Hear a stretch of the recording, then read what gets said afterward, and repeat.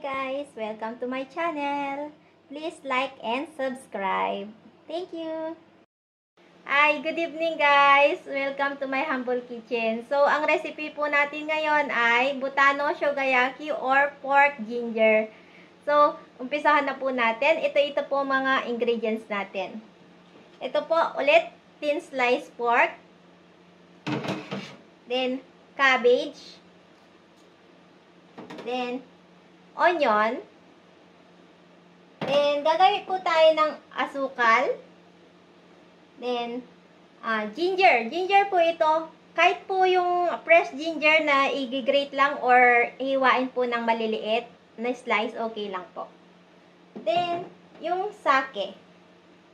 Sake nila dito sa Japan. So, kahit sa Pilipinas, kung wala kayong sake, kahit wala na ito, pwede naman. And then, mirin. Mirin ito. Ito yung ginagamit sa pagluluto din. Kahit wala din to, okay na rin. Parehas lang naman ang lasa, I think. And then, ito yung toyo. Lagi kong gamit yung toyo every time na nagkukook ako. Laging toyo. Madalang lang yung yung salt. So, umpisahan na po natin. Okay, pagkatapos initin po yung pan, lagay po tayo ng cooking oil, konti lang po. Mainit na yung pan. And then, konti lang ng cooking oil. Then, lagay natin si pork muna. Paano ko ito? Wait lang. Nakalimutan ko. Okay, lagay na natin si pork.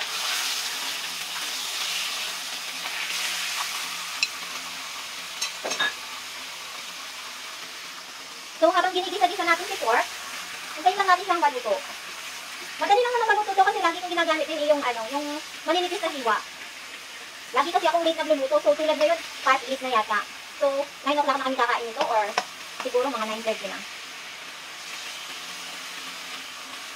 Sobrang clingy kasi ni baby today eh.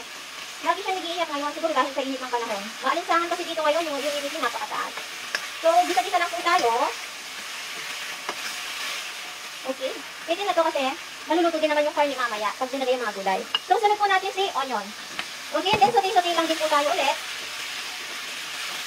Hanggang hintayin po natin mag-caramelize yung onion. So, pag na-caramelize po ito, pwede na po natin ilagay yung mga sauce natin mamaya. Okay?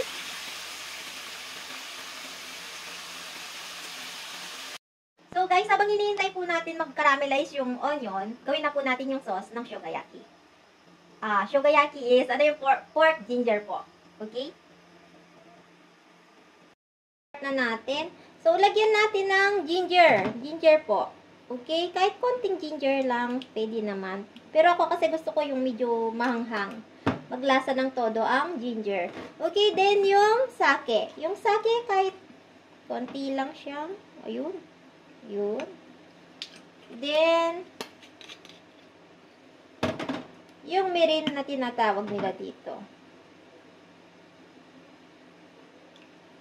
Dagdagan natin ito. Okay? Then, ito pong toyo.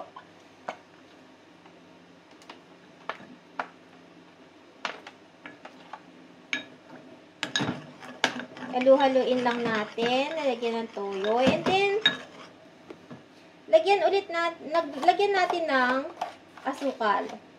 So, depende po sa inyo sa panlasa nyo. Kasi ako, hindi naman ako measurement talaga. Ngayon lang.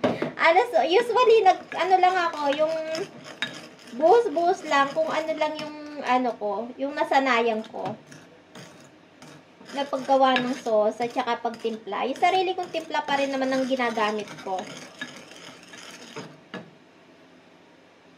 Okay, pwede na siya. Then, mamaya, ibuhos natin dito sa ating mga pork at saka onion. Okay guys, check na po natin yung pork natin kung luto na yung onion. Okay? Ito siya. Nagka-caramelize na, pwede na to. Okay? Lakasan ko lang yung konti yung apoy.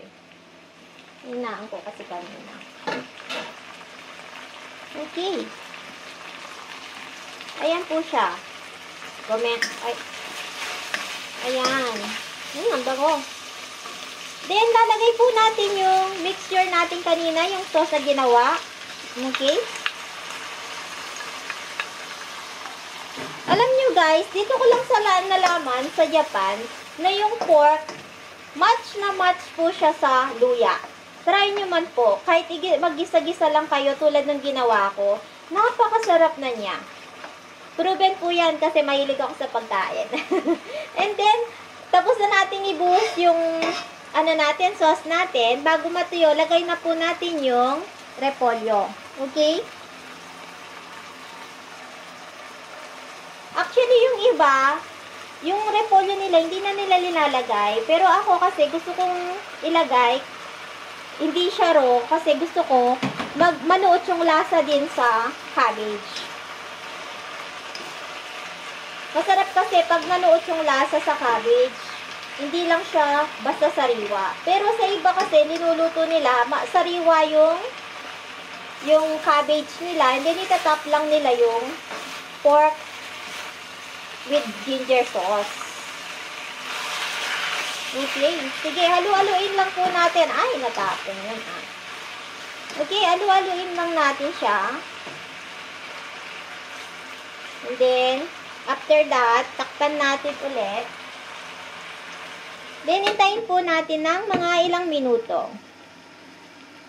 Guys, kwentuhan muna tayo bago ako matapos magluto. Habang naluluto siya, kwentuhan muna tayo. Ano kayo mapagkwentuhan natin ngayon? So, kung meron kayong mga recipe na gustong i-share sa akin, pwede niyong i-message ako, and then try ko rin piluto. Then, i-video ko dito. I-show ko sa inyo kung paano ko ilulutuin. And then, kung meron din kayong mga gustong pagkain na gustong ipaluto, o gustong matry dito sa Japan, na simple lang, tulad ng halimbawa, kung usapang isda, pwede naman kayo mag-request. Or usapang mga, tulad ng beef, yan, ganyan, chicken, kung kakaibang luto ang gusto niyo malaman, pwede ko namang i-share sa inyo. Basta recipe sa Japan, hindi ako masyadong marunong magluto lahat ng mga recipe dito. Pili lang yung mga gusto kong lutuin kasi yung mga simple lang. Huwag naman yung sobrang hirap. Pero natututunan naman yan kasi bago ako magluto, nagsisearch muna din ako ng mga bagong recipe. So, ginagaya din akong recipe. Although, hindi ko lahat sila ginagaya kasi kung minsan sa bahay, wala akong masyadong mga ingredients. Wala talaga totally lang mga ingredients na available dito. Kung ano lang available sa bahay. So, halimbawa, pag gusto kong trip ko kainin ito at kulang yung ingredients, kung may time kami sa pagpunta sa labas, pwede naman. Kasi ako, hindi ako masyadong naglalabas recently kasi kapapanganak ko nga lang din. Pagkapanganak ko, order na lang ako lagi sa online. So, halimbawa, in-order ko online na yon. So, pag na-deliver, yun na yun. Pag may kulang na ingredients, nakikisuyo lang ako sa asawa ko. Or, for example, kung lalabas kami, kailangan namin bumili ng ganito, yun. Pero hindi po ako naglalabas masyado kasi nga nag-aalaga ako ng bata. Tapos ngayon kasi panahon ngayon dito sa Japan, sobrang init po ngayon. Kasi sa malinsangan, yung humidity po kasi ngayon, medyo mataas. Kasi sobrang maalinsangan. As in, mabanas sa lipat, mga salitang Lipinis, mabanas po yata yun. Yung maalinsangan sa Kapampangan. Anyway, kung may request lang kayo, pwede nyo naman pong i-request sa akin. Tapos, halimbawa, kung yung gustong matuto ng Japanese dyan, nagtuturo po ako ng Japanese language. Kung gusto nyo maki-join sa mga class namin, pwede po natin i-schedule yan. Chat lang po kayo. So, tingnan na po natin yung aking niluluto. Okay? Ito siya. Ayun, yung cabbage. Ayan. Luto na yung cabbage natin. So, halo-halo lang ulit tayo. Ayun, natutuyo na yung sauce. Wow. Laksan natin ng apoy para matuyo yung sauce. Ayun. Okay.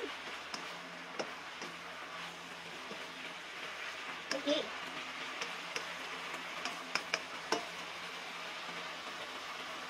So, luto na siya guys. Tingnan natin na malapitan. Okay, ayan siya. So, thank you po sa pagsama sa akin sa pagluluto ngayong gabi. Sana sa susunod din po ay makapanood kayo ng aking recipe sa munting kitchen ko. And then, subscribe po kayo at saka like and share na rin po kung na-enjoy niyo po yung pagluluto kasama ako. Maraming salamat po. See you tomorrow!